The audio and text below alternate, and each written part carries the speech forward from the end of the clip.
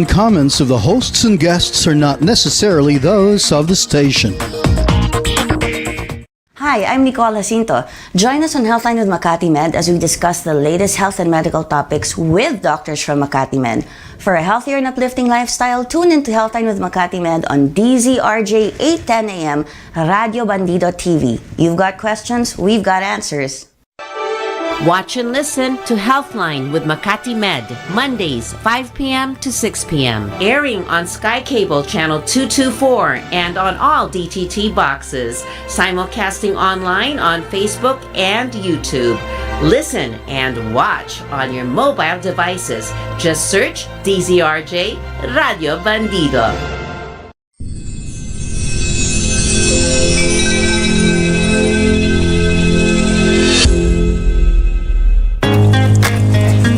You're about to experience Healthline, a show where doctors from 𝗏𝗏𝗵𝗏𝗁 interact with you for a healthy, uplifting lifestyle. Moderated by Nicole Jacinto. You've got questions, we've got answers. So welcome to Healthline. Hi, everybody, and welcome to Healthline with 𝗏𝗏𝗵𝗏𝗁. I'm your host, Nicole Jacinto. How are you doing today? It's July 8th, Monday, 5 p.m. here in the Philippines, in Metro Manila, in fact. And of course, we're going to discuss a medical topic with one of the doctors from 𝗏𝗏𝗵𝗏𝗁 or Makati Medical Center. We're going to talk with Dr. 𝗛𝗛𝗁𝗛𝗛𝗹𝗁, and he is an endocrinologist. So welcome to the show, doctor. Hi, Nicole. Pleasure to be here. Yes, it's a pleasure to meet you here. I hope to see you soon in person, not necessarily for an illness, but and it's always nice to meet people that I meet online through this show. Plus, I always bring people to the hospital anyway, so maybe one of these days we will meet, whether it's an illness for me or somebody else.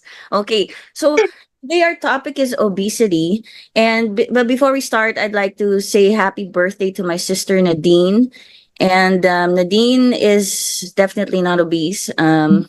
I have been told I am obese, but I don't know. So for all of you out there, this is a show where we're going to discuss obesity and like how, in fact, doctors calculate it or diagnose it in medical terms and in clinical terms also. Not just a lot of people are affected these days, and they have been for a long time, about body image, especially women, especially Filipinas.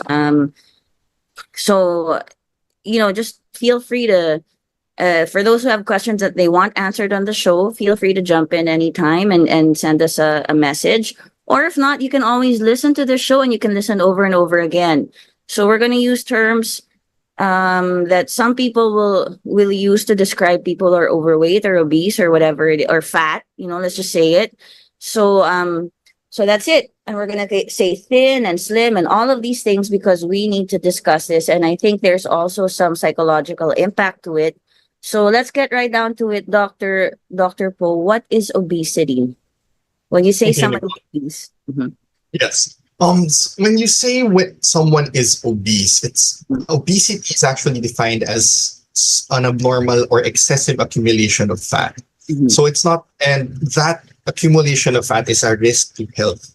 So it's not necessarily someone is just overweight or whatnot, or it just says fat. It's that fat accumulation is actually going to cause problems for the body later on.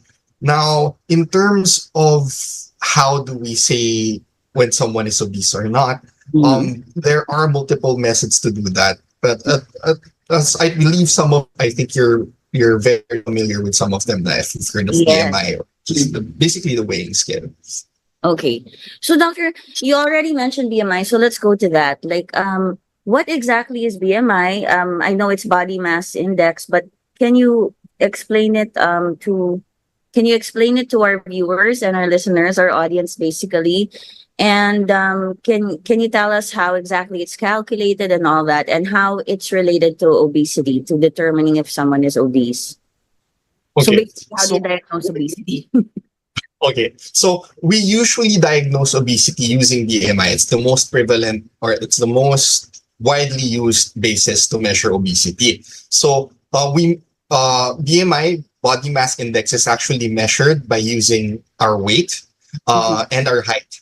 So Okay. it depends. The calculation differs if we use kilograms or pounds. No, so Yes. if we're going to use kilograms, it's our weight in kilograms, Mm. our height in meters squared. Or to make it simpler, so it's easier. It's our weight in kilograms divided by our height in meters twice. So kilograms divided by height divided by height again. So Okay. The worldwide definition for overweight is actually a BMI of 25 and above, while obesity is 30 and above. Okay, so yes, it depends also. Like here we use kilograms and meters, and then in other places we use inches, or like I'm Yes. 5'3" or I'm 5'4", and then it's the things that appear on our license, isn't it? Height, weight, and you're like, why did my weight? It could change. Like people get conscious about that even. I'm like, I don't know. Do I have a weighing scale right now? Why do you need to know it for me to drive? Maybe my height, because it can help people describe me. But at a certain point when you're an adult, you don't grow taller anymore, But okay, so there. So as you said, okay, it's a body mass index. You use the height and the weight, and then you divide it. It's weight divided by height divided by weight again. And if it's 0.30 and above, you're considered obese. However, doctor, may I ask you, I mean, there are people who are slim. Are there people who are slim but can be obese because their fat is, if you actually measure the fat in their body, it's unhealthy? Or is that another illness or condition? Is there a term for that? Okay. There are people who are slim that actually, when you get their BMI, is rather big. That's not really because the fat is really there. Muscle is actually denser than fat. So when you see bodybuilders and they're really big, diba? Some of them are really have like big arms, okay, big muscles. When you get their weight, they actually weigh more than a person on the same frame, but yung average build. So most bodybuilders actually have an abnormally high BMI. But going back to the definition, it's the percentage of the excess fat accumulation. So for that particular instance, we can't really use BMI. So that's what we use other methods for. Okay, other methods. So there's a bit of a limitation in terms of when it comes to people who are slim or lean, but it's muscles. And actually, as you said, muscles are denser. I mean, true or false question for those out there, because I've always been told this and I believe it's true. Muscle is heavier than fat. True. Okay, true. Okay. So you see, my friends who are thin and slim, they're like, what? I'm like, yeah, but look at your size. It's smaller. It's because muscle is heavier. What other methods do you use when it comes to someone who might be slim but wants to know, or you think they may be obese or something? Okay. How would you tackle that? Yeah.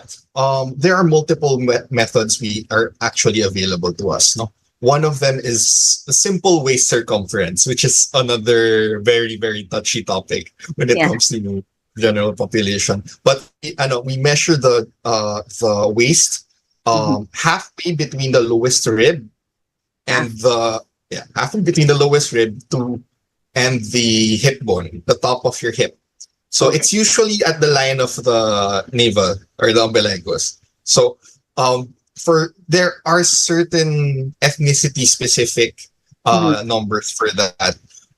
Pero syempre, when someone is obese, those run in the hundreds, even the high 90s. But that's not the only one we're able to use. Another one is a waist to hip ratio. So another one, you measure the waist, then the hip, tapos you divide the two. So if you see a ratio of around 0.8, meaning slimmer on the top than the hip, medyo okay pa tayo. But when it's a straight line, 1:1 ratio, Yeah. that's when we have problems. Okay. That's one way. The clinical way we do things, it's a bit more different. No, we actually have a machine in the hospital called a DEXA scan, which can actually measure the amount of fat straight away. No questions asked. That's what you're gonna get a readout of. Okay, that's great. I mean, are these machines new? Have they been around for a long time? They've been around for quite a while, but of course, They're not for the fully- purposes of availability, syempre, BMI is it's an easier way to get the data. As in, anyone can go on a weighing scale, get their height, then do the computation themselves. So it's more accessible. That other than pipila lahat, everybody's gonna go in a line in the hospital just to get checked. So for our purposes, and these are already very, very studied methods, the BMI, waist circumference, and waist to hip ratio, they are all very accessible means to measure how much fat we have. Thank you, doctor. Okay, so I mean that's great because we know that if you're on the slim side, but for some reason you are obese or you suspect you're obese, then you can go to a doctor like Dr. Po or to Dr. Po himself and actually get it measured if you want the exact with a machine, if you want, if you want to confirm it. And of course, the BMI is as you said, it's the average way of getting it because it's a lot easier. It's more available to everyone, and especially in areas where their hospitals may not be as equipped, as well equipped as Makati Med is, and also in the more economically depressed areas of our country, the clinic, I mean, if somebody walks in, I think, doctor, you're probably the type, somebody walks in, you may be able to tell if they're obese, but if they want confirmation, because there's a difference probably also between, let's say you're a bit heavy or overweight, or you think you're kind of fat or you're plump, all these terms, you may not be obese.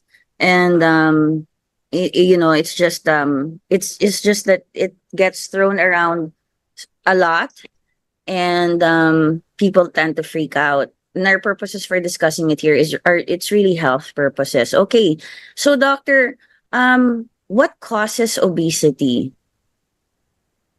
Okay. So when we talk about causes of obesity, there are multiple things. In general, if there are no sicknesses involved, in a general term, it's more energy coming into the body than energy coming out. So if we eat more energy than we use, the body has to store it. So the body stores it as fat. So in that case, one is a very, very, very excessive diet is one.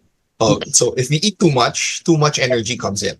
Okay, so the other way is physical activity. If we don't have proper exercise routines, or it's a rather sedentary lifestyle, uwi, tulog, kain, we don't have much energy coming out.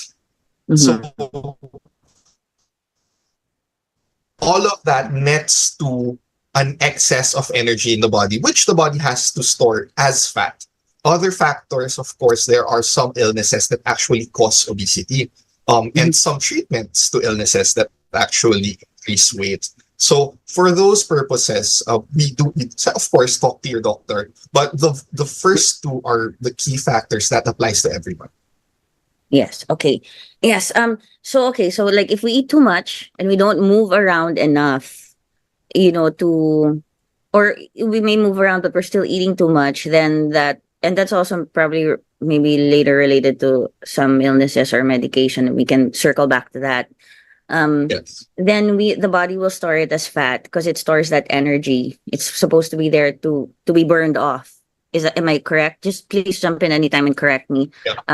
To be burned off. When our body has to store the energy. So if we eat too much of anything and we don't really use it, the body isn't just gonna magically get rid of the excess energy. So it puts it as fat so we can use it later on. So that's why for some people who don't actually, for example, some people end up not eating their lunch or not Yeah. eating for the day when they're stressed. Yeah. They end up using that stored fat. So that's one way of going about it. Or for example, they suddenly have to go, they suddenly decide to go on a fun run. Yeah. They use that excess energy that those stored as fat to go on that fun run. Yeah. So it's a matter of balancing out the energy coming in and the energy coming out. Yeah, that's great, doctor. It's great you mentioned that because one of the things I was gonna ask you later on, circle back, and one of the things that I tell some of my friends who are like, on diets or like they'll only eat once a day or something, and I don't know if they're on actual proper diets.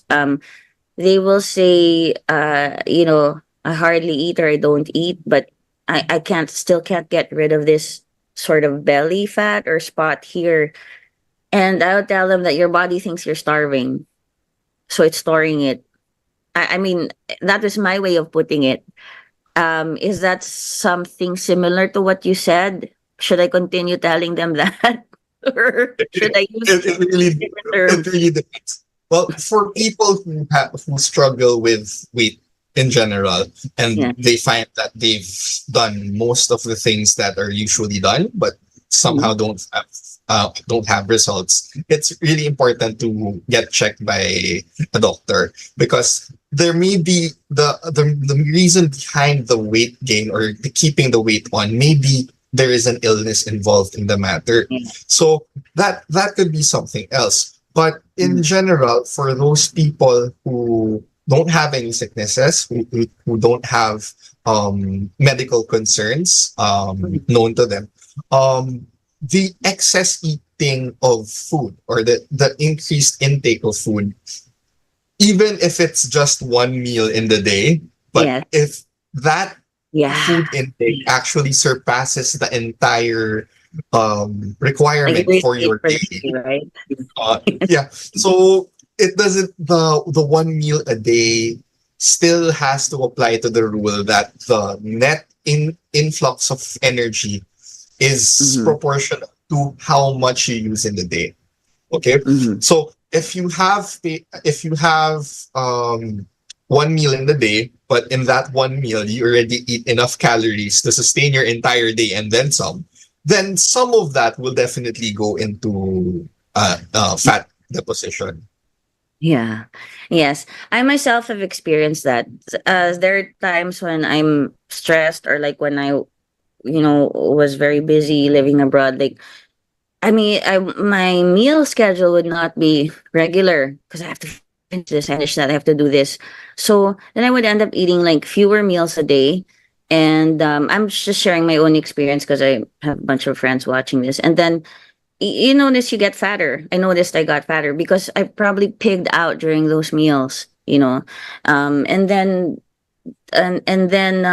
when my meals are more regular, even if I eat 4 times a day, I tend to slim down automatically, and also because you're getting fuller or something. And maybe could it be like your metabolism also acting like after you eat, like the more not naman like having 10 meals a day, but if you eat just right, let's say the intake is just right with every meal, does it also activate your metabolism to be in better shape? Okay. When the thing about what you mentioned for your purposes, you said Yeah. you were stressed on on Yeah. some of I'm the days at work. mentioning myself as an example, so because Yes. and not others. So, Yeah. So for that instance, one other thing you could notice is that we don't really have that much prep time. We don't really think about what we can eat. So yeah. sometimes what's available, what's readily available, what's easy to get. Mm-hmm. So what happens is we end up getting, I'm busy, so I want to get something quick bite to eat. But sometimes the calories in that are exorbitantly higher. It's a bit more greasy. It has more calories than the usual Yes. food you like. So That's right. in contrast that to you or anyone who's not as stressed, who has the time to prepare the food they like. So Yeah. know what's going into your body. You know the amount of food that you're gonna eat, so you prepare it beforehand or you prepare it that time. So if you eat certain foods, we'll definitely end up discussing this later on. When you Yeah. eat certain food, some foods actually cause you to feel fuller faster. So Okay, yes. yeah. Okay. We can circle back to that later, doctor. Okay. Um, all right. Actually, doctor, why don't we take a short break and then perhaps I can ask you like how someone can maybe start telling if they're obese and what illnesses can arise from being obese and continue our discussion on the type of food you eat and the how many times a day you eat and all of that. We just have to take a short break, doctor, to remind people about some of the services of Makati Med, and we'll be right back. So all of you guys stay tuned. It's getting really interesting. Go grab a snack. Just kidding, go grab a snack. And while we're doing the break. Okay, we'll be right back. You're listening to DZRJ 810 AM. We'll be right back after these reminders.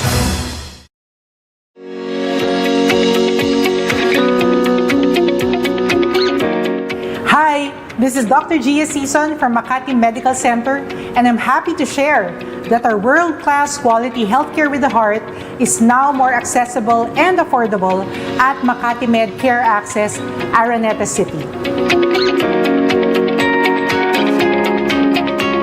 What's more, Makati Med Care Access is the only single-use hemodialysis center in Araneta City. It's now easier for patients to avail of renal care services right in the heart of Cubao. We offer health screening and diagnostic procedures in this facility at affordable rates. You can get services such as mammogram, ultrasound, lab procedures, ECG, and many others. We believe that access to affordable, quality, and compassionate healthcare is a basic human right. And we at Makati Med Care Access Araneta City are doing our best to make this possible to more people. You can find us at the ground floor of Manhattan Plaza Tower 1 in Araneta Center, Cubao. We are open from Mondays to Saturdays from 7 a.m. to 5 p.m. and Sundays from 7 a.m. to 4 p.m. For inquiries, you may reach out to us at the numbers below. We look forward to serving you here at Makati Med Care Access, Araneta City.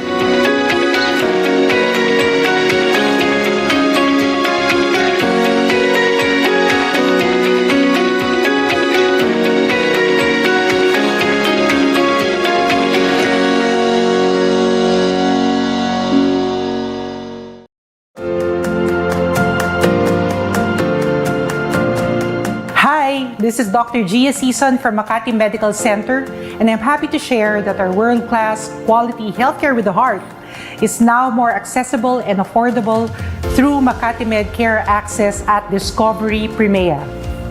Available for outpatient care services, our 𝗛𝗶𝘁𝗵 site offers consultation and diagnostic procedures such as medical assistance, hospital admission assistance, blood pressure monitoring, laboratory tests, and X-ray, among others. This is really convenient for those residing in Makati and nearby areas who do not want to go to the hospital to have these treatments and procedures done. We believe that access to excellent quality and compassionate healthcare is a basic human right, and we at Makati Med 𝗛𝗶𝘁𝗵 are doing our best to make this possible to more people. We are open from Monday to Saturday at 8 a.m. to 5 p.m. at the third floor of 𝗛𝗶𝘁𝗵 in Makati City. For inquiries, you may reach us at these numbers. We look forward to serving you here at Makati Med Care Access 𝗛𝗶𝘁𝗵.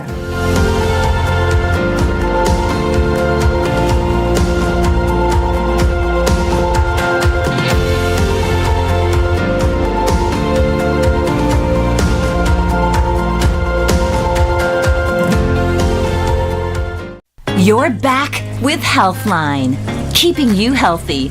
Moderated by Nicole Jacinto. Hey everybody, welcome back to Healthline with Makati Med. Did you grab a snack? Okay, we're talking about obesity, and it's not I'm kidding around, but it's not bad to eat. In fact, you should eat, and you should eat healthy. And that was one of the things that we were talking about earlier that doctor mentioned, and we'll get to that in a bit more. Just to recap, doctor, when you're obese, it's basically what causes it is putting in more energy or more food and not releasing it in the way that you should, which is by physical activity and or exercise, as you put it. But may I ask you, doctor, what type of physical activity or exercise? Because, for example, there are people who do not have illnesses and they tend to gain weight, and but they do a lot of housework, and that's still an activity, and then you can see them like sweating and all of that. Like, is there a certain type of exercise that's best for expending the energy instead of your body storing it? Okay, that's one of the better questions because it's one of the biggest myths, is that the main way we get rid of calories is exercise. Okay. Supposedly. Pero the way our body works is that our body has what we call a basal metabolic rate. It's Okay. basically what we need to just keep ourselves going. So to breathe, to keep our hearts pumping, that's Mhm. what we need. So Mhm. that is a big chunk of the calories we eat in a day. Okay. So aside from that, there's something called non-exercise associated intake. So Mhm. basically, our basic motion, standing up, even standing up straight, or Mhm. even just holding your arms out, it uses calories to burn, and it uses even more calories than actual exercise. So Yeah. the formal exercise, the running, Yeah.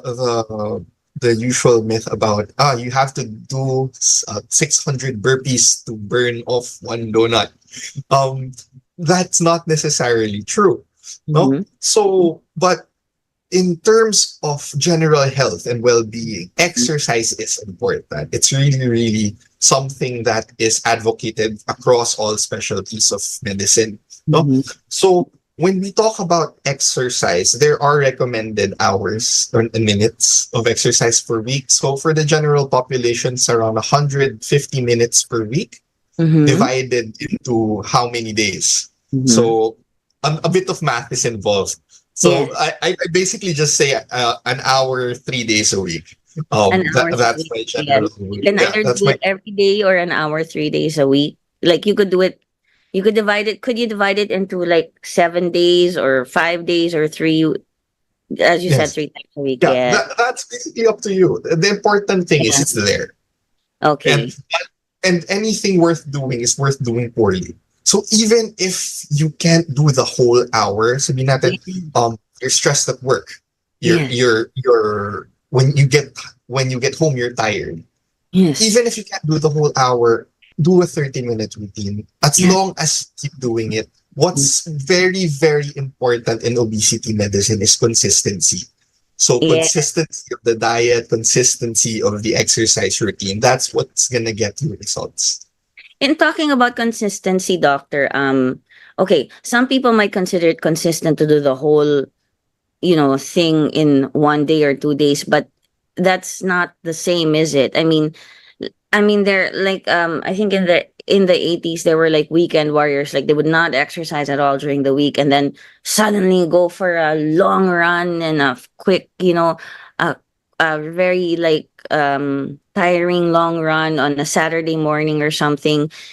Is there that is not as an endocrinologist or someone talking about obesity, perhaps that's not good for the heart or something, because you work yourself up too much and you're not in shape for it actually. But as an endocrinologist, just for the purposes of talking about intake of energy and then expending it, would that be enough? Okay, so you do have a point in terms of some people who are trying to be healthy suddenly suddenly decide I'm gonna do it this week. I'm gonna go on a marathon on the weekend without any prep time. So Yeah. it's all about consistency. Then talaga, going back to that point. So at that point, it's scary for one, because sometimes people don't know that they have other problems pala, that they may have a heart condition that may be aggravated by that sudden strenuous activity. So we go slow and go short. So Yeah. as long as you build up, you take steps going forward, meaning I'm gonna do 20. I do 20 minutes today. Then next week I'll do 30. And just small gains accumulating over time, rather than I do 100 minutes. I do 2 hours today. Then I did naman 2 hours last week. Yeah. Okay, na yun. Like, Yeah.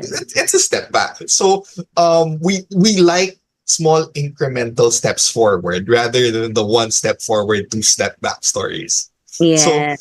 for our purposes, I would rather like to divide the benefit, the exercise time throughout the week, hopefully on non-alternating days. So I usually tell my patients, you get to pick. It's either MWF or TTHS. Or so because you also divide the benefits of the exercise throughout the week. So you feel better throughout the week instead of just feeling Yeah. either, well, depends if you feel better after an hour running after Saturdays, or you don't feel good as much. Yeah. But the important thing is the exercise happens. Okay, thank you, doctor. Yeah, no, and then also you know you can get muscle pains and all of that. Then it'll be harder the next time, and then the lactic acid is being released. So I mean, thank you for answering the question and answering it as a doctor, which would mean like benefiting people the most. I mean, you'd give the best medical answer possible, the healthiest way to do it. Earlier we were talking about, before we circle back to the types of food that we should or should not be eating, or that can cause obesity more than others. There is this intermittent fasting diet. What do you think of that? I mean, because I actually don't really know how it works. I've never tried it, like, but some people were explaining it to me, and they were explaining what they do. Like, they only eat, I guess once a day. It is, or I mean, how do you feel about that? Okay, so I get that question a lot sa clinic. Actually, it's called, what most people call it OMAD, or 1 meal a day. So Okay. for that purposes, intermittent fasting, there are studies that actually show its benefit. But my problem lies in the misnomer that people think that, okay, in that 1 meal a day, I can basically eat what I want. Yes. So I've heard the intermittent fasting works because for a specific duration of time, when you don't eat anything, your body has to convert to using fat. Mhm. So yes, if, for example, if you're not eating 16 hours, sooner or later in that 16 hours, you're going to be burning the fat in your body because your body is using it for energy. One big concern we have is that 1 meal. Mhm. I remember we talked about this a while ago. If you're going to eat the 3 meals a day, the sum of the 3 meals of your day in that 1 meal, then you're still gonna go into a surplus. You're gonna go into a caloric surplus, which will end up depositing more fat.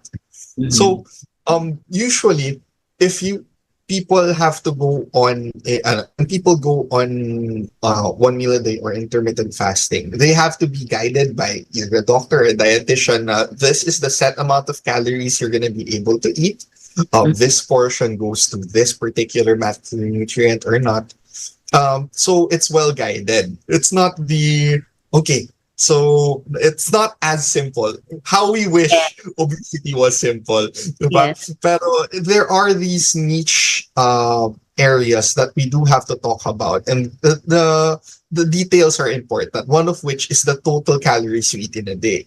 So long story short, if you eat too much if there are too many calories in a day, whether you eat it in 3 times a day or once a day, it's still not, the person's still not going to lose weight because it's going to be a net positive. They're gonna gain weight, even more weight. Or yung like most people na nangyayari is they find out how I'm not losing weight. It's because nga, the fat that was supposedly lost during the fasting was gained back by that one meal. By that one meal. And I've heard that a lot. Like, I can eat anything and eat as much as I want in that one time a day. I mean, there's really a misconception because I've heard that a lot from people doing it. They're like, you should try intermittent fasting. I'm like, no. but you're kind of doing it anyway because you end up eating and say, yeah, but it's not. And there could also be other issues like, I don't know, blood sugar levels. I mean, that would be one of your things as an endocrinologist, or I mean, we'll get to some of the things you treat also when okay. So let's get to the question, like, before we talk about the problems that obesity can cause and like the types of food when it comes to becoming obese. How come some people gain weight more quickly and or manage to stay thinner, and some people have a harder time staying thinner or maintaining a certain weight? Or why do they just tend to be bigger or fatter, for that matter? And there are some things I know with that you especially deal with, like when it comes to the thyroid gland, but perhaps you can explain that to us. Okay, so there is such a thing as a genetic lottery. Yes. There are people that are blessed with a metabolism that really processes. That's a fairly high metabolism, even without the thyroid gland concern. That for some reason, even if they eat, they really don't gain that much weight because their body processes it very, very fast. However, when it comes to when you mentioned the illnesses that involve the obesity, one of them is diabetes. The body has trouble processing sugar. So one of the metabolic byproducts of that is everything basically turns to fat. So in early diabetes, people gain weight. However, in the really, really bad cases of diabetes, the body is forced to use just fat and protein. So those people end up losing a lot of weight. Yes. But that's a totally different animal altogether. Now we go back, if we circle back to obesity. If it's diabetes type 1, is it like more of the weight loss that you'll see when it's bad? I mean, like, if does it depend also on the type of diabetes? Because like if it's type 2, then I notice people tend to be like bigger, and then they have to like losing weight can help. But for the others who were born diabetics and it's type 1, they always kind of remain thin. For type 1 diabetics, they actually present really lean. They don't have that much fat to grow because their primary problem is the lack of insulin. Most of the times when people with diabetes type 2, those are the ones that develop the increased body mass. At the same time, they also present both ways. They can either be really extra plump, or they can be really, really thin already, depending on the severity. So it depends on how we are able to see them, or if we're able to catch them early in the clinics. Now, if we circle back to the hypothyroidism you mentioned, the thyroid you mentioned, one of the big things that can actually cause weight gain is actually hypothyroidism, or the lack of thyroid hormone. I usually say that the thyroid is your body's battery. So you feel like when you're hypothyroid, you don't have much to go on. So since your body doesn't use that much energy at that point in time, all the excess calories end up becoming fat. Because remember, your thyroid is in charge of your metabolism. So if you have a lower metabolism, then you need less calories to gain weight. And then if you have hyperthyroidism, then you tend to get thinner because it's burning. Yes.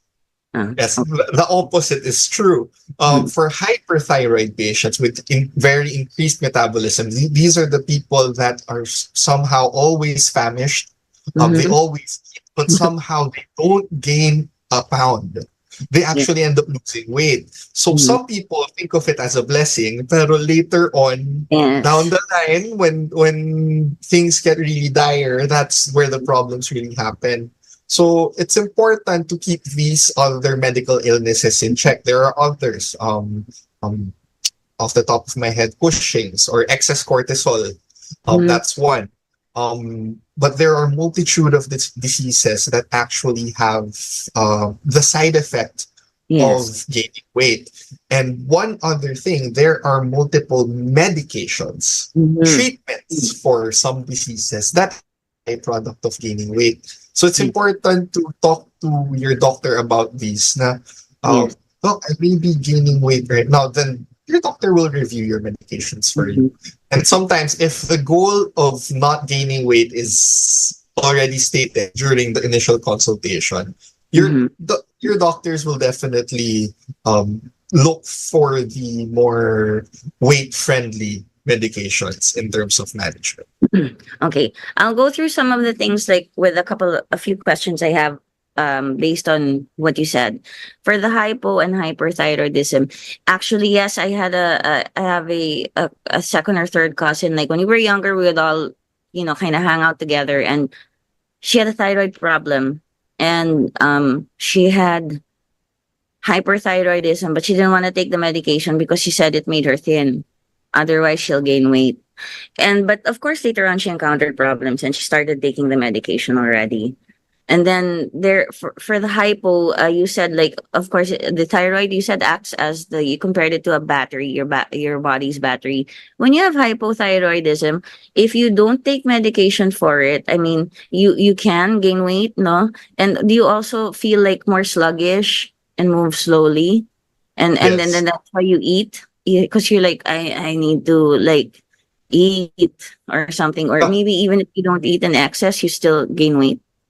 Yes, actually, for hypothyroid patients, that's where they get really frustrated. Yeah. Sometimes, some of my patients, when I see them for obesity, when I actually test for hypothyroidism, Mm-hmm. they come out as positive. It's because in the background of hypothyroidism, you Mm-hmm. don't even have that much of an appetite either. So Okay. people end up talking na, I don't eat that much.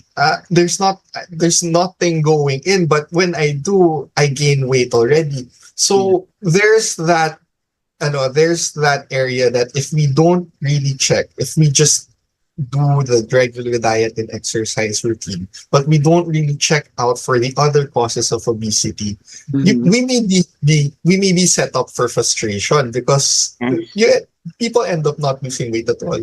Mm-hmm. And then, doctor, there are also people, just to clarify, there are also people, as you said earlier, who are just in the genetic lottery. Like, some are just their metabolism is great and they can eat as much as they want in a way, or they can eat a lot compared to other people, but they stay thin, but they're not necessarily ill. They don't necessarily have hyperthyroidism. Just clearing that up to clarify. Yes. Oh yeah. Not everybody who Yeah. eats and is hyperthyroid. Okay. All right. Yes. Good. And then, so we talked about medications and how some medications have the side effect of making you bigger, fatter. Is it in terms of, like, some medications, um, uh, pre- I don't know, somehow like interfere with your metabolism, and make you not lose weight, and then there are other examples as well. I just want you to jump in anytime and let me know, because, like, let's say it's an allergy medicine and then it makes you sleepy. The side effect is not hunger but sleepiness. But Yeah. you kind of have to fight off the sleepiness, and then you feel I, hungry.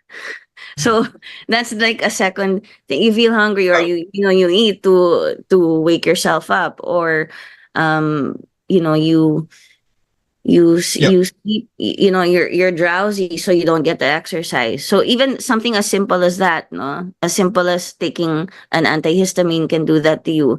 And there are other types of medication also, like perhaps, I don't know, perhaps. Oh my God, see, I got Okay. karma from making fun of people. Perhaps. Okay, there's It's my okay. karma. So I got, So, to that antihistamines don't cause, but some people might stop taking their allergy yeah, medications. don't stop. Yeah, antihistamines are not proven to cause obesity. Yeah. However, are some medications in the market that do. Most of, sad to say, there are medications for the treatment of diabetes, for one, that actually cause weight gain. Okay. Number one is insulin. The other one is TZDs. There's one particular class that actually makes you retain more water. So in that instance, you gain more weight, but it's not fat weight. It's Okay. water weight. It's water So weight. those are the technicalities at hand. There are other instances that there are medications that neurologists use and psychiatrists use that actually do impact weight in a very big way. That's important. That's why in obesity medicine, it's important for us to be aware of all the medications that the patient is taking, so we can reconcile that with what's happening, so we can explain it better.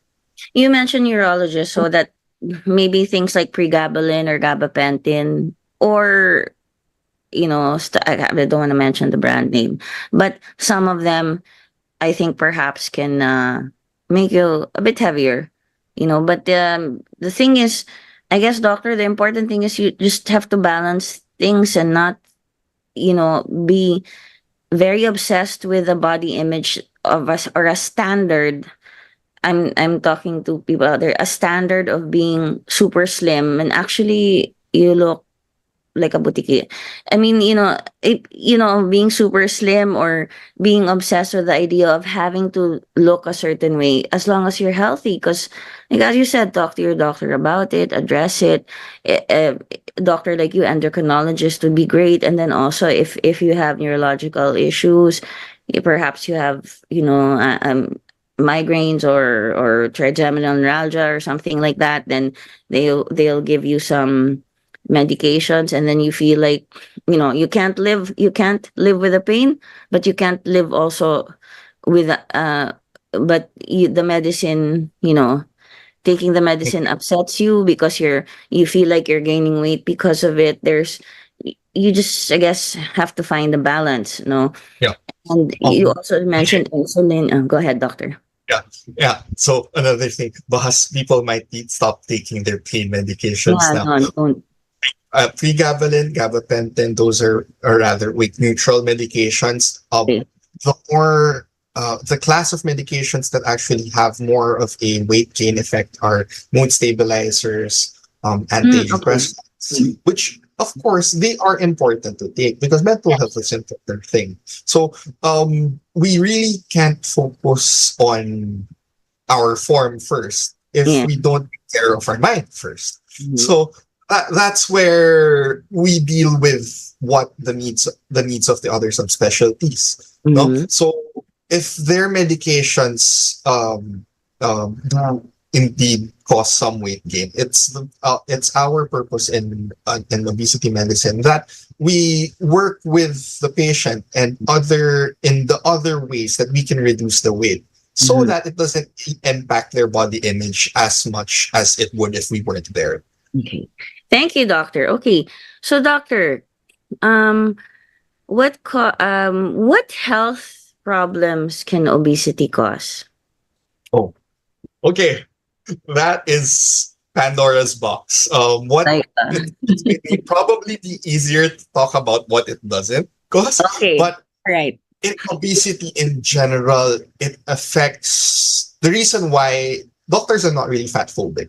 We're scared of the fat is important to the body. It lines our nerves. It actually lines the cells. The problem is the excess fat causes other problems such as hypertension, diabetes, certain types of cancers, gout, reproductive disorders, infertility. Some actually present respiratory dysfunction because the girth itself causes problems in breathing. So a bandwidth or a full spectrum of diseases do come about and have an increased risk when a person is actually overweight or obese. So tying into BMI, okay, so we mentioned that BMI worldwide is 25 for overweight and 30 for obese. But in the Asia Pacific, in our area of the world, it's actually tagged as overweight at BMI 23 and obese at 25. Okay. It's because the risk of some diseases at BMI 25 for the Asia Pacific population actually mimics the risk of people in other areas at BMI 30. So it does have equivalence. in our race or whatever, our races are Again, it goes to genetics. We have apparently based on studies, there are certain diseases that in our particular genetic profile have a higher risk at lower BMIs. So that's why if people suddenly search BMI cutoffs online, they see two different values. It's not because overweight and obesity is separate from each other. It's that in the Asia Pacific area, we have an increased risk for certain diseases at a lower BMI range. Okay. So our hard number is actually 23. So we start worrying at a BMI of 23. Okay. Thank you, doctor. And then I guess this is a time when you want to tell us also, like, maybe what food, what kind of food, or I guess it's a diet. A diet simply means what you take. What kind of food can like cause obesity and all that, as you mentioned earlier, and then after that, just maybe like what's the healthiest way to lose weight? Okay, so when it comes to the what foods can actually help you lose weight, there are foods that are called calorically less dense. So the amount of calories packed into a finite amount of space. So highly calorie dense foods include oily foods, deep fried, anything deep fried. And the less dense foods end up being the vegetables, fruits, anything with high fiber. So, but even if some people might say, okay, I can eat a lot of fruits pala and fiber, it's the amount. It's always the amount of food. So even if you eat the low calorie density foods, if there's an excess intake, they're still gonna in a higher range. So what I end up seeing, it's not the essential intake of food that's the problem. It's the excess. It's the extra rice. It's the extra ulam. The 10 oranges also instead of just 2 or 1. Yes, it's the round 2 of the buffet. Yeah, that's what gets you. So in terms of control, I always basically just say it's the meal, the general meal, the plate that is served in front of you when you have a good meal, which is a balanced diet, your meats, your greens, your rice, that's all well and good. Okay. The problem happens when you go for the next round. Yes, as I often do. Well, not really anymore now. I don't know, man. I want to go for second rounds already because I'm like feeling like I'm losing my appetite. Okay, but anyway, doctor, what are the healthiest ways to lose weight? You already talked about that in terms of like exercise. So is it like the diet, as you said, the food on your plate, and a balanced meal, and probably healthier cooking? The healthier options, yes. If you can go without deep frying anything, that would be good. So I mentioned a while ago that the oil itself has a lot of calories. So even extra virgin olive oil. But that's good It's fat. still calories. Yeah, it's fat. So it has calories. So as much we deal with quantity and quality. So shifting to extra virgin would be good. Not frying would be better. And again, the round two is for the quantity naman. Okay? And the 150 minutes of exercise in a week. That Yes. plus that, if you can, for those of us who are persons with disabilities, then there are other things you can do also and work with your physiotherapist or your physical therapist or your occupational therapist. And as you said, doctor, even standing up and holding your hands out, it already burns calories. I mean, yes, that's what I've been saying, but people don't want to believe me and say I'm tired, but okay. Thank you, doctor. Any final words that you'd like to impart to our listeners and our viewers? Final words. It's always important to get the devil is in the details. So even if something is fad, even if something is heavily talked about, or really the in thing to do right now, it's really important to don't go into it haphazardly. Always check in with someone learned about the situation. So if it's exercise, probably physical trainers or your doctors, your dietitians. If it's diets, lalo na pag diets, your dietitians, your doctors, and obesity medicine. We're here to help.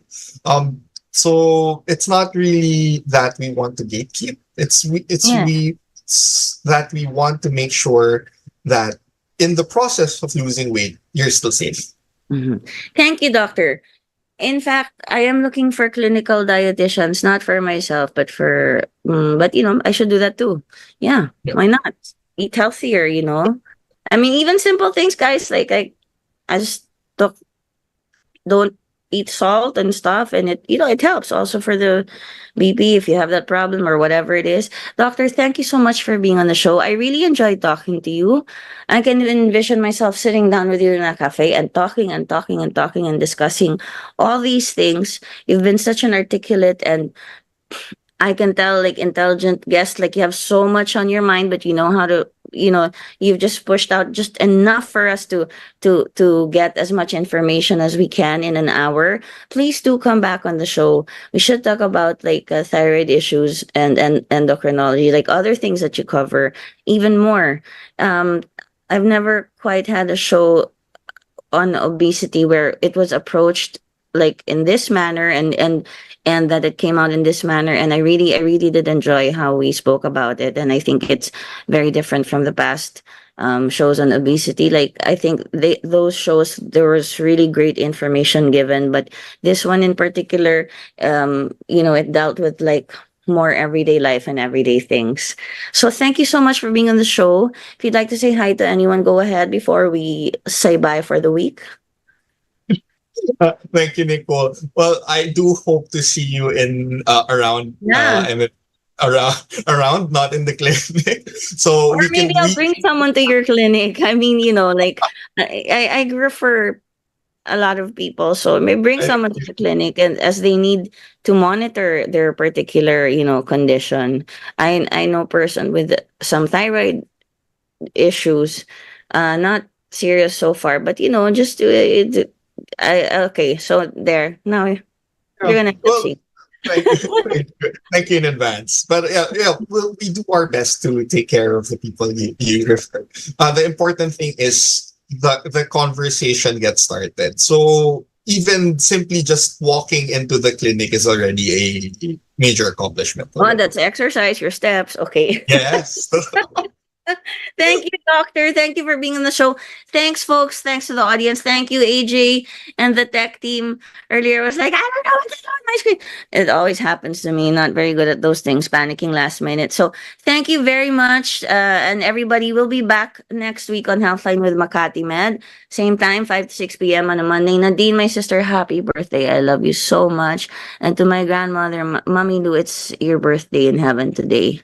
But actually, where my sister is, it's still the day before her birthday, so I'm going to keep greeting her. Okay, take care, everybody. See you next week on the show. Bye, doctor. Bye.